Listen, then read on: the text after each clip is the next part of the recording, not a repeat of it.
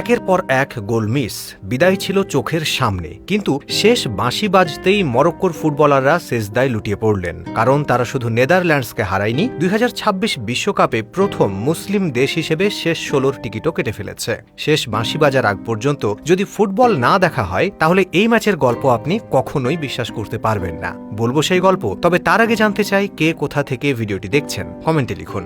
Netherlands ভেবেছিল জয় তাদের হাতের মুঠোয়, মরক্কো প্রায় মেনেই নিয়েছিল বিদায়, কিন্তু ফুটবলের স্ক্রিপ্টে তখনও বাকি ছিল বিশাল এক টুইস্ট। থ্রিলার সিনেমার শেষ দৃশ্যেও এতটা উত্তেজনা সচরাচর দেখা যায় না। লস অ্যাঞ্জেলসে শুরু হওয়া নকআউট পর্বের রোমাঞ্চ যেন কয়েক গুণ বেড়ে যায় এই ম্যাচে। নির্ধারিত সময়ের শেষ দিকে এসে সবকিছুই ছিল নেদারল্যান্ডসের পক্ষে। ডাচরা 1-0 গোলে এগিয়েছিল, কিন্তু ফুটবল মাঝে মাঝে নিষ্ঠুরভাবে বদলে দেয় সব হিসাব। ম্যাচের 90 মিনিট শেষ, যোগ করা সময় চলছে। মরক্কোর আক্রমণে তখন শেষ চেষ্টা।